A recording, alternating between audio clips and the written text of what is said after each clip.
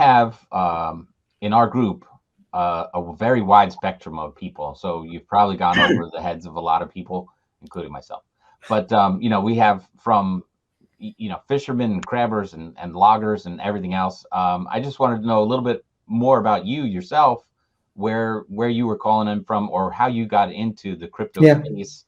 What makes you the expert that you are? Just seeing how you got roped into all this. I've told my story many times that my kids. So first of all, I always say, like, if I have failed to explain something technical, then the failure is on me, not on the person listening, because my job is to explain complex business problems or complex technical problems in layman terms. So absolutely take it on. It's my fault. I'll take it as feedback. And like I always say, you can never fail. You only learn. So I'm learning how to communicate better. So thank you for the opportunity. So how I got into this space is, before I got into Web3, I was a data engineer. I was building complex distributed systems dealing with data. So I've worked at Sony PlayStation, I've worked at Discovery Channel, and I've worked with Just Eat, which is kind of like a food delivery service. And they do like almost 1,000 orders a second or something. So they're complex distributed problems, and you have to deal with how do you handle that scale. Now, that scale is not really a problem in the Web3 space as of yet. We don't have that scale yet.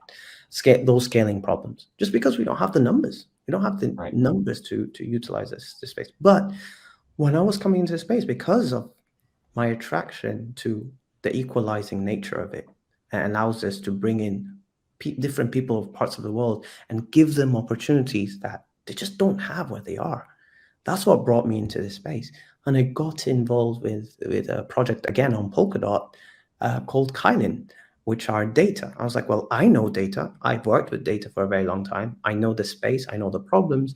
So it's an easier ramp into the Web3 space, because now I'm dealing with a domain that I know.